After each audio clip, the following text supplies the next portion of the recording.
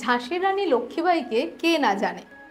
সিপাহী বিদ্রোহের আবহে মাত্র ৩০ বছর বয়সী নারী নিজের রাজ্য এবং দেশকে বাঁচাতে ব্রিটিশদের বিরুদ্ধে অস্ত্র হাতে তুলে নিয়েছিলেন।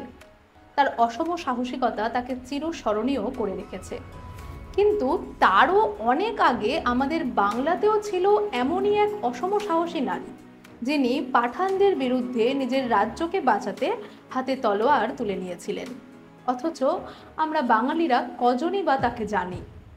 আমার বাংলার ইতিহাস ও পুরাণের পাতায় আজকে থাকছে সেই মহিষী নারীর গল্প।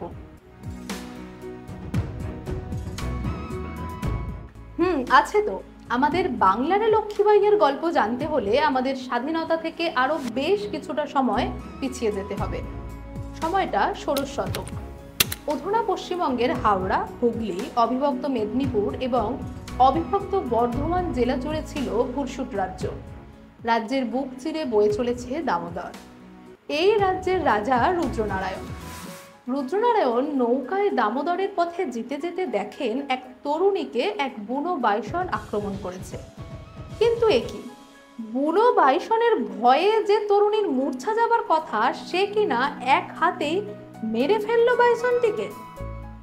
রুদ্রনারায়ণ মন স্থির করলেন বিয়ে করবেন এই মেয়েকে। তিনি ভবশঙ্করী, হাওড়া জেলার পেরো দুর্গের সেনাপতি দীননাথ চৌধুরীর মেয়ে ভবশঙ্করী। এই পেরো গ্রাম কিন্তু বাংলা সাহিত্যকে আরেক রত্ন উপহার দিয়েছে। এই পেরো গ্রাম আমাদের বাংলা সাহিত্যের লোকেদের কাছে পরিচিত কবি ভারতচন্দ্রের গ্রাম হিসাবে। তবে তার জন্মের ২০০ বছর আগেই এই পেরোকে ইতিহাসের পাতায় অমর করে রেখে গেছেন ভবশঙ্করী। এই ভবশঙ্করী আমাদের বাংলার লক্ষ্মীবাঈ। রানী লক্ষ্মীবাঈয়ের মতোই ভবশঙ্করী অল্প বয়সে মাকে হারান। ফলে শৈশব কাটে বাবার সাহচর্যে, নারী সুলভ গণ্ডির বাইরে অনেকটা স্বাধীনতার মধ্য দিয়ে। এমনকি ছেলেবেলা থেকেই ঘোড়ায় চড়া, তীরন্দাজিতেও দক্ষ হয়ে ওঠেন। ভাবতে অবাক লাগে, লক্ষ্মীবাঈয়েরও ২০০ বছর আগে আমাদের বাংলার নিভৃত গ্রামে কোনো মেয়ে এইভাবে বড় হচ্ছে। শুধু তাই নয়, বিবাহ পরবর্তী জীবনও উভয়ের প্রায় একই। ওদিকে গঙ্গারাওয়ের সঙ্গে লক্ষ্মীবাঈয়ের বিবাহিত জীবন যেমন খুব বেশি দিনের ছিল না, তেমনি রুদ্রনারায়ণও অল্প বয়সেই মারা যান। আর একইভাবে ৪ বছরের দামোদর রাওকে নিয়ে যেমন ঝাঁসির রানী হয়ে ওঠেন লক্ষ্মীবাঈ, তেমনি ৫ বছরের রাজপুত্র প্রতাপ নারায়ণকে নিয়ে ভুরসুট সাম্রাজ্যের সিংহাসনে বসেন ভবশঙ্করী। দামোদরের তীরে গড় ভবানীপুর থেকেই চালাতে থাকেন রাজত্ব। বাংলায় তখন চলছে মুঘল পাঠান দ্বন্দ্ব। এই অরাজকতায় পাঠান সর্দার রানীর সাহায্য চাইলে রানী ভবশঙ্করী নিজেকে নিরপেক্ষ রাখেন।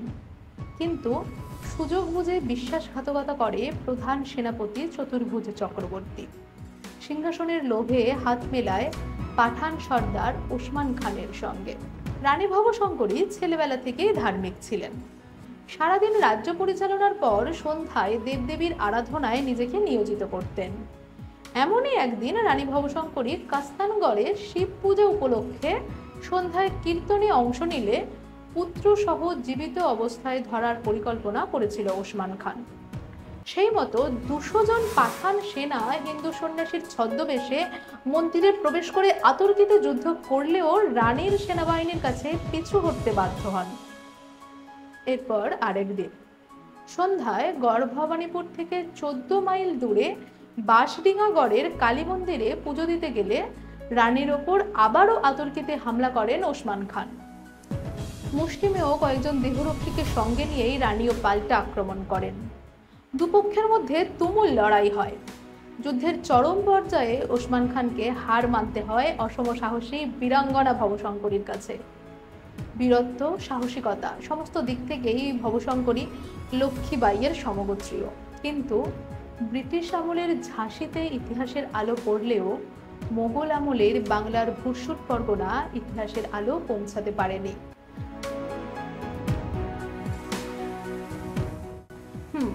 রানী ভবশঙ্করী রায়বাঘিনী। আমাদের সমাজে বহুল প্রচলিত একটি প্রবাদ হলো রায়বাঘিনী ননদিনী। এখানে পরিবারের নিরীহ বৌদির প্রতি দাপুটে ননদের প্রভাব থাকলে সেই ননদকে রায়বাঘিনী ননদিনী বলা হয়। অর্থাৎ কিনা রায়বাঘিনী অর্থে উগ্র দাপুটে নারীকেই বোঝায়। কিন্তু আসলে এখানে রায়বাঘিনী শব্দটির অর্থ সংকোচন করা হয়েছে বলা যেতে পারে, কেননা রায়বাঘিনীর নামে আরো ব্যাপক অর্থে রানী ভবশঙ্করীকে ভূষিত করা হয়েছিল। আমরা আগেই জানলাম রানী ভবশঙ্করী উড়িষ্যার সালতানাতের আক্রমণ প্রতিহত করে বাংলাকে রক্ষা করেছিলেন। রানী ভবশঙ্করীর বীরত্বের পরিচয় জেনে তৎকালীন মুঘল সম্রাট আকবর সেনাপতি মান সিংহকে পাঠান রানীর কাছে। দুপক্ষের মধ্যে চুক্তি হয় কেউ কারো রাজ্য আক্রমণ করবেন না। ঐতিহাসিকদের দেওয়া তথ্য অনুযায়ী সম্রাট আকবর রানী ভবশঙ্করীর অসম সাহসিকতা ও বীরত্বের জন্য রানীকে রায়বাঘিনী উপাধিতে ভূষিত করেন এবং একটি সোনার তলোয়ারও উপহার দেন। রায় অর্থাৎ রাজবংশীয় আর বাঘিনী হিসাবে বীরত্বকে মর্যাদা দিয়ে রানী ভবশঙ্করীকে রায়বাঘিনী সম্মানে সম্মানিত করা হয়েছিল। এরপর থেকেই রানী ভবশঙ্করী রায়বাঘিনী নামেই পরিচিত হয়ে আছেন।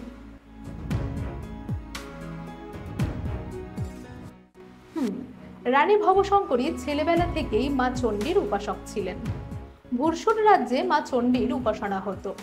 শুধু তাই নয়, ভুরসুট সাম্রাজ্যের কুলদেবী রায়বল্লভী মা চণ্ডীর এক রূপ। এই রাজবল্লভী দেবীর নাম থেকেই এই সাম্রাজ্যের আগের রাজধানীর রাজবল্লভহাট নামাঙ্কিত, যা লোকে মুখে রাজবলহাট নামে পরিচিত। বর্তমানে রাজবলহাট হুগলি জেলার মধ্যে পড়ে। এই রাজবলহাটে জাগ্রত রাজবল্লভী দেবীর পাশাপাশি এখানকার তাঁতের শাড়িও বেশ জনপ্রিয়। যাই হোক, মূল প্রসঙ্গে ফিরি। জনশ্রুতি আছে রানী ভবশঙ্করী এই রাজবলহাটে দেবী রাজবল্লভী দেবীর অষ্টধাতুর মূর্তি তৈরি করে মন্দিরে অধিষ্ঠিত করান। আজও এই বিগ্রহ সাড়ম্বরে পূজিত হয়। তো বিগ্রহ তৈরির পর রানী ভবশঙ্করী 3 দিনের উপবাস করে গড় ভবানীপুরের একটি পুকুরে স্নান করতে যান। পুকুরে নেমে জলে ডুব দিলে সেখান থেকে তিনি একটি তরবারি পান এবং স্বপ্নাদেশ পান যে এই তরবারি হাতে থাকলে কখনো তিনি পরাস্ত হবেন না। এই রানী ভবশঙ্করী পূজিত দেবী চণ্ডী এখন সমগ্র হাওড়া জেলা জুড়ে পূজিত হন। আমতায় মেলাই চণ্ডী, মাকড়দহে মকর চণ্ডী, বেতাইয়ে বেতাই চণ্ডী, ডোমজুড়ে জয় চণ্ডী ইত্যাদি নামে। শোনা যায় আমতার মেলাই চণ্ডী এবং বাঁশুড়িতে দেবী ভবানীর মন্দির রানীর হাতে তৈরি। হাওড়ায় যাদের বাড়ি তারা এই বিষয়ে কোনো গল্প জেনে থাকলে অবশ্যই আমাদের কমেন্ট করে জানিও। তবে হ্যাঁ, এটাও বলবো, দেবীর আশীর্বাদ প্রাপ্ত তলোয়ার রানীকে অপরাজিত করলেও রানী ভবশঙ্করী সত্যি রায়বাঘিনী ছিলেন। স্বামী রুদ্রনারায়ণের মৃত্যুর পর রাজ্যের শাসনভার রানী ভবশঙ্করী দক্ষতার সঙ্গে পরিচালনা করেছিলেন। শুধু তাই নয়, রাজ্যের সামরিক ব্যবস্থাকে উন্নত করতে সকলকে সামরিক প্রশিক্ষণ নিতে উৎসাহ করতেন। ধীরে ধীরে সাধারণ মানুষের মধ্যে সামরিক প্রশিক্ষণ বাধ্যতামূলক করেছিলেন যে প্রতিটা পরিবার থেকে একজনকে যুদ্ধে প্রশিক্ষণ নিতে হবে।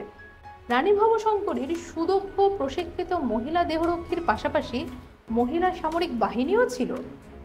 এছাড়া রানী ভবশঙ্করীর তত্ত্বাবধানে ভুরসুট রাজ্যের নিজস্ব নৌবাহিনীও ছিল। সত্যি আজকের একবিংশ শতাব্দীতে বসে ষোড়শ শতকের কোনো নারীর এইরকম কর্মকাণ্ড দেখে অবাক হতে হয়। আমরা নারী চাইলে কি না পারি। আমাদের সমস্ত মেয়েদের অনুপ্রেরণা রায়বাঘিনী রানী ভবশঙ্করী। এই ছিল রানী ভবশঙ্করী নিয়ে আমাদের আজকের পর্ব। আলোচনাটি কেমন লাগলো জানিও। রায়বাঘিনী অথবা তার ভুরসুট রাজ্য নিয়ে তোমাদের কোনো গল্প জানা থাকলে কমেন্টে আমাদের জানাতে ভুলো না। দেখা হচ্ছে ইতিহাস ও পুরাণের পাতায় পরবর্তী পর্বে অন্য কোনো গল্প নিয়ে।